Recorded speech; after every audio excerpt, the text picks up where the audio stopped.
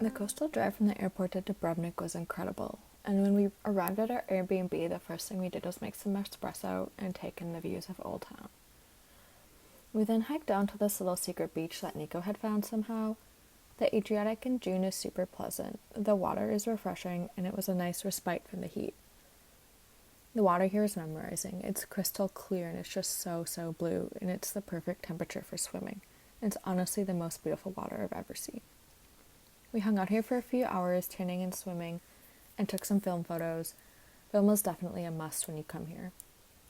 We then hiked back up to the apartment, and all the stairs is so worth it because of the stunning views. You're going to want to stop to take photos of everything in Dubrovnik. It's beautiful. We took a nap for a few hours, which was much needed after an early morning EasyJet flight. We walked into Old Town during sunset, passing along the very popular Banje beach that has a restaurant and beach club, and you can rent umbrellas and lounge chairs here for the day too. We also saw the gondola that takes you up to the 360 restaurant at the top of the mountain. This place is booked out for months though, so plan ahead. Old Town after sunset is an ideal time. The crowds start to thin out, the air is much cooler, and most of the shops are still open late. The first thing we did though was get gelato at this little spot called Peppino's Gelato Garden, which was right inside the Ploce gate. Nico had mango and I got the yogurt pomegranate. We've also loved the strawberry, the pistachio, the lemon, and the Caribbean fig flavors. We took a gelato break to people watch and then strolled around Old Town looking for some dinner. We're at Takeaway, which is a kebab place.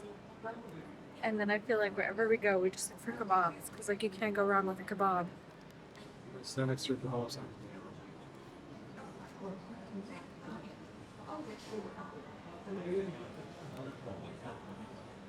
We took our takeaway down to the harbor to enjoy. I noticed there were a lot of others eating their own version of their to-go food, enjoying the live music from the surrounding restaurants and little bars. Airbnb host left us some local apricots, which was so sweet of her. While drinking my coffee, I was visited by a very special guest. Another turtle! Here's the other turtle. And they're just these little turtles that live in people's gardens in Croatia. And look, he's eating the leaf. David Attenborough, who? And there's like bees and butterflies and little turtles all in this garden.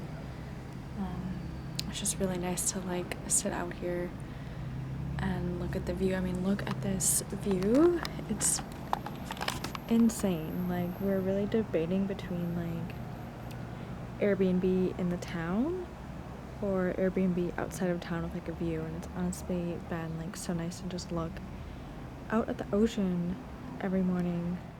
We headed into Old Town again for the day to walk the wall, which is something I definitely recommend while you're in Dubrovnik. I'd also recommend trying to start as early as possible in the summer to avoid the heat. We went around 11:30, and while it wasn't super crowded yet, it was definitely very hot with the sun beating down on you. I totally forgot to pack this, but a parasol or a mini fan would be good items to bring to Croatia in June. So hot. I think we've done like a quarter of the wall. Show them your pits. No! Are they That's embarrassing. Obviously it was super hot, but there are some little shaded spots along the wall if you need a break from the sun's rays. We even found a little bar in the wall that serves juices and drinks and even has Wi-Fi. Found a drink pit stop. It's just lemon and sparkling water. And it's like heaven on earth right now. It's like it's so drenched. It's so sweaty. It's so hot. I think we're like a third of the way there. Playing basketball. In this weather? It's like 100 degrees out.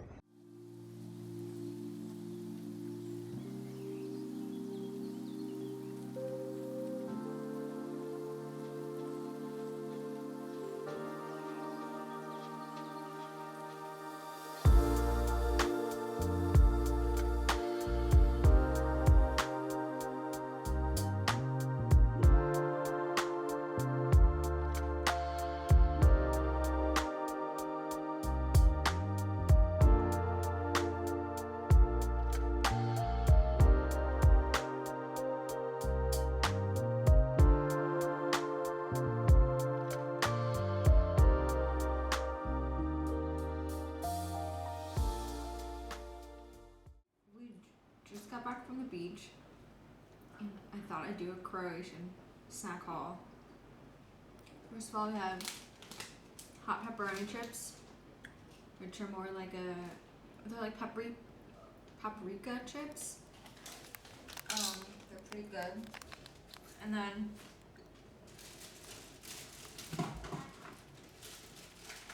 this chocolate brand. It's milk chocolate hazelnuts. Very good. Carrot. I found this cherry nectar at like the little market, and it's so good. I thought it would taste like cough medicine, but it's really good. We should have got this earlier. Our favorite drink is pee. This is orange and watermelon. Gotta give them a close up of the pee girl. It's really good.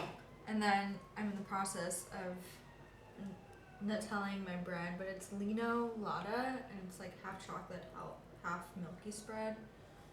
And I like the chocolate better, but it's pretty good. See, it's like reminds me of those like marble cakes as a child. Anyway, that's our snack haul. That evening we went to Nautica for dinner. I had way too many Aperol spritzes to remember to film, so here's some photos Nico took. But the food was incredible. The fish was so good and fresh. I had the seafood soup to start, and we both had the tuna entree.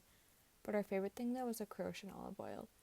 It was some of the best we've ever had, and we brought back bottles of olive oil for ourselves and our friends and family. The next day we went to the beach again, but honestly after a few months in Scotland, all I wanted to do on this trip was swim in a warm sea. There's tons of beaches within Dubrovnik, so if you're only staying here for the duration of your Croatia trip, there's still plenty of places to hang out and swim. You don't necessarily need to island hop or take a boat over to the Lapad Peninsula. We kind of enjoyed just relaxing and walking around Old Town this trip instead of excursions every day like we did in Iceland. We've passed by the Hotel Excelsior every time we walked to and from Old Town, and we saw the swim spot from above. It looks private, but there's public access from the street above. We found this beach. Not secret? Secret? What would you call this? Inconvenient. Looks private, but is not private. Right below the Hotel Excelsior. And I'm wearing this ginormous sun hat. I feel ridiculous, but well covered. And there's no ladder to pull yourself above the rocks, so you have to climb. We had a lovely swim, then walked back up to the apartment. We stopped at the corner store market. There's one every few blocks in Dubrovnik, and we picked up some local veg to saute with our new olive oil, and we got some cured meats and some grapes for our charcuterie. This is the pirate ship. You see it? And this is our nightly activity. We just come and look at the pirate ship coming to port every night. Because you can take these sunset tours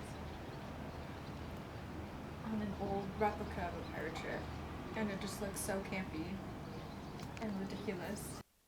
After much excitement over the pirate ship, we walked into Old Town for gelato again, and to do a little shopping and just explore the city on our final night. The city is so small, but there's so much to check out. Little boutiques, art galleries, and restaurants as you walk along the side streets. We had found this really cute little jewelry shop the other night, and it was super busy, so we decided to return another time. Nico bought me some earrings.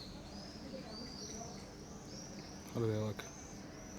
I think they look cute. They're wearing Croatian earrings, Adidas shorts, Adidas taekwondo trainers, thrifted polo,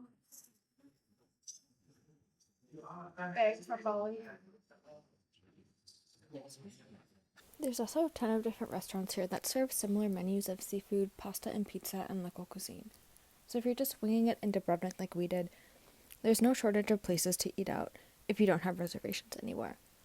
All the locations are super charming and romantic in a casual way, and are open quite late as well. We continued walking and stumbled upon this orange juice robot. It literally squeezes fresh oranges for every new cup.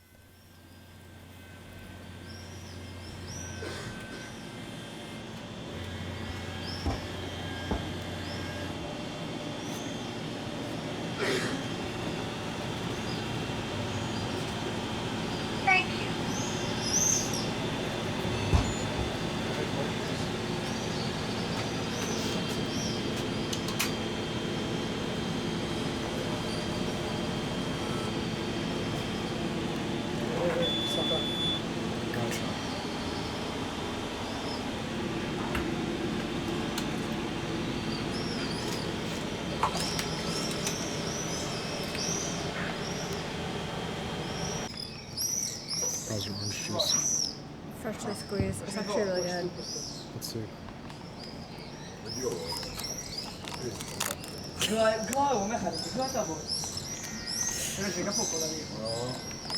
It's like very sweet, but tart.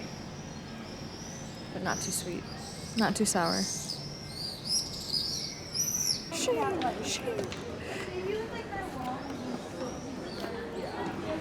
Here we are at the famous Game of Thrones stairs. You have to walk down the stairs. Okay.